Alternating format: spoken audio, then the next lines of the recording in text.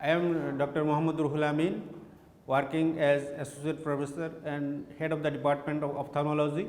Today, I will give a lecture on ocular pharmacology. You know, the drugs which are used in the treatment and diagnosis of the ocular diseases and their study is called the ocular pharmacology. That is the pharmacology which deals particularly with the drugs which are used in the treatment and diagnosis of ocular diseases is called the ocular pharmacology. There are several forms of medicines used in the eye. These are usually in the two forms. One is drop form and the another is ointment. But on the other hand, the drop is in two form. One is clear solution and the other is suspension. On the other hand, we can tell in summary, ocular medicines are found in three forms, that is the solution, suspension and the ointment. You see the fixture. The first fixture, it is a file containing the clear solution. Number 2, you see it is a cloudy solution, that is the suspension, and the last one is the ointment. Solutions are the here the active drug is completely dissolved in an inactive transparent liquid. Solutions are in solution, the active drug is completely dissolved in an inactive transparent liquid. In case of suspension, here the particles of the drug are visibly suspended in a liquid. The fluid is cloudy or milky. It is necessary to shake before use. Ointment contains a drug added on an oil base. Ointment melts on the warm skin or in the conjunctival sac and is absorbed into the tissues when it is applied. What are the routes used in the administration of the ocular drugs? We apply the ocular drugs in topical form, that is the drops and ointment. We can give the medication in the subconjunctival space, we can give the injection in the subtenon space, we can give the injection in the perivalvular region, we give the ocular drugs in the retrovalvular region, and intracameral, that is the we can give the medications in the anterior chamber or in the vitreous. You know, the eye drugs are the drug which are liquid in form that is applied onto the surface of the eye. There are two types of eye drops. One is therapeutic eye drop and the another one is diagnostic eye drop. That is the drop which are used for the treatment of the ocular diseases are called the therapeutic eye drop, and the drug which are used for the test of the various examination for doing the confirmed diagnosis of the diseases, we use several drugs in the form of drops that are usually called diagnostic eye drops. Classification of the ocular drugs. Ocular drugs can be classified according to their action as follows. They may be mydriatics and cycloplegic, they may be miotics, they may be anti-glaucoma drug, antibiotics, which are used against the microorganism, antiviral drugs which are used against the virus, antifungal drug which are used for the against the fungus, anti-inflammatory drug, local anesthetic, tear substitute, diagnostic stains, immunosuppressive drug, viscoelastic substances. These are the broad headings which are used in the ocular diseases, in the management of ocular diseases, in the ocular surgery. Now, we will tell about the mydriatics and the cycloplegics. Mydriatics are the drugs which are used for the dilatation of the pupil by affecting the dilatory muscle and contracting muscles of the iris. And the cycloplegics are the drugs which are used for the paralysis of the ciliary muscles of the ciliary body to prevent the process of accommodation of the lens. Commonly used mydriatics and the cycloplegics. Commonly used, there are some long acting cycloplegic, there are some short acting cycloplegic, there are some intermediate acting cycloplegic. Like atropine sulfate, you usually use the atropine sulfate in 1% solution, 1%, it may be found in the ointment form and in the drop form. Another form of the atropine also used in 0.03% to prevent the progression of the myopia, but it is not available in all the countries. It is experimental basis, it is used in the India. They are using atropine sulfate 0.03% for arresting the progression of the myopia. Another one is humatropine, it is intermediate acting.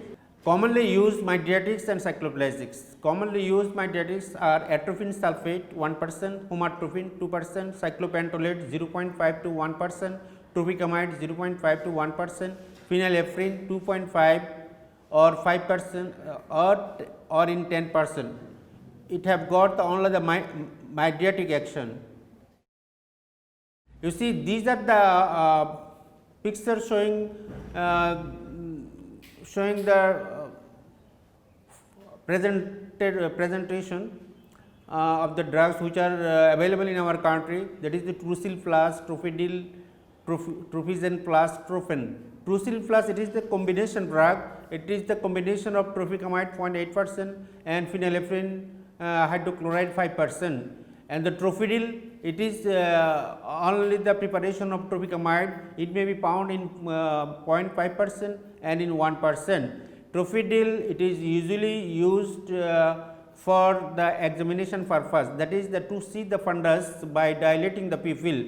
Trofen also used sometimes for the examination purpose, and usually before cataract surgery we dilate the pupil at maximum position by applying the Trusil plus if it is not contraindicated. Usually Trusil plus we cannot use those have got the history of cardiac diseases, bronchial asthma, we avoid that, and those that are suffering from hypertension, we avoid the use of phenylephrine in those cases.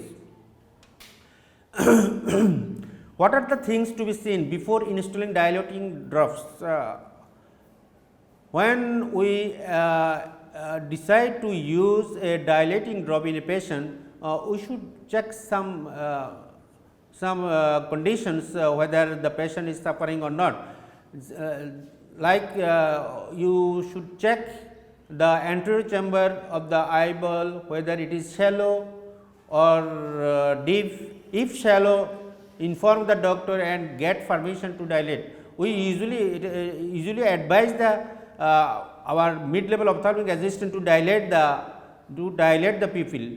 Say sometimes the doctors advise to dilate the pupil, but he does not mention which drug should be applied, whether it is tropicamide or it is phenylephrine.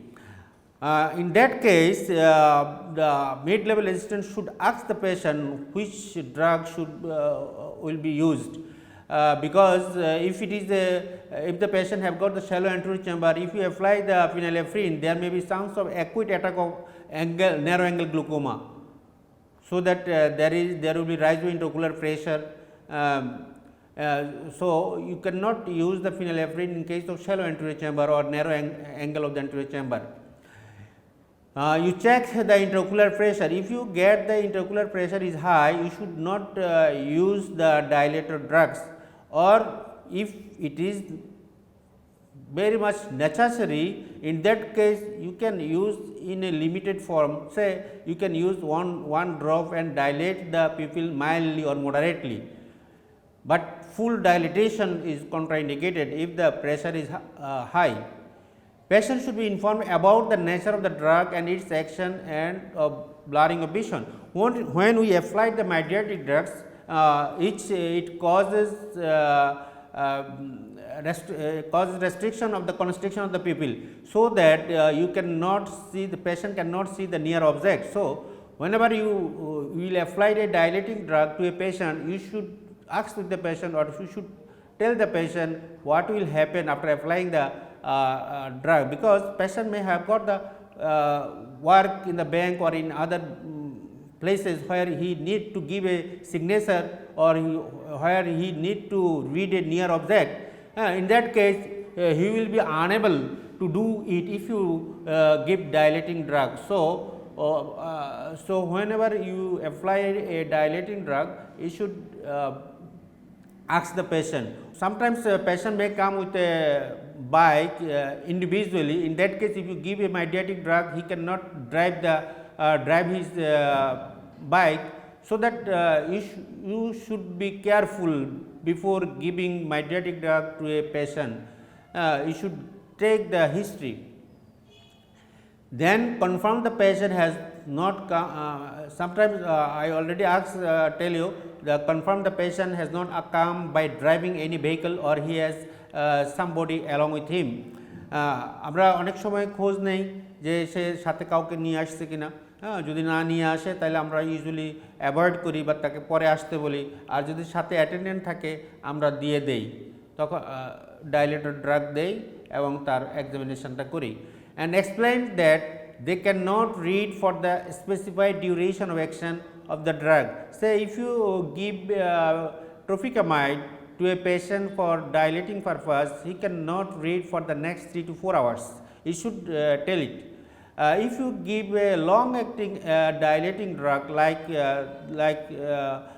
homatropine 2% or atropine 1%, in that case you should tell the patient if you give atropine for the next 21 days he cannot see the near object. On the other hand, if you give homatropine, he cannot read the near object for the next 10 to 14 days. On the other hand, you should rule out any history of allergy of the drug. Do not use combination of phenylephrine for cardiac and hypertensive, as it may cause increase of blood pressure by absorption through the conjunctiva. I already mentioned what are the mydriatics and their duration of action, but you can in summary you can classify the mydriatics as short acting mydriatics, intermediate acting and long acting.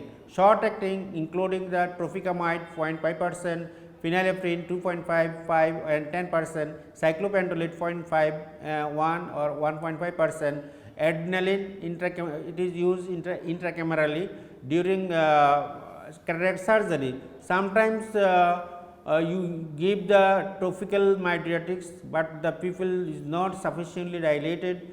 In that case, peroperatively we directly administer adrenaline in dilute form in the anterior chamber for dilating the pupil instantly. Short acting tropicamide, it is approximately maximum effect start within 20 to 30 minutes and approximately duration of action is 3 to 6 hours. Phenylephrine action is maximum action within 20 minutes, duration of action is about 3 hours. Cyclopentolate maximum action within 45 minutes and duration of action 24 to 48 hours.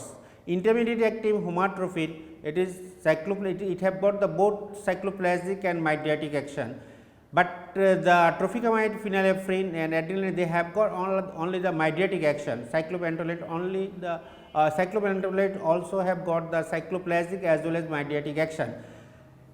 Homatropine have got the both cycloplasmic and mydriatic action. It is intermediate acting and the maximum action occurs within 20 to 90 minutes and remains for 10 to 14 days. Long acting atropine, it is both cycloplasmic as well as mydriatics, and its action within 30 to 40 minutes and remains for next 21 days.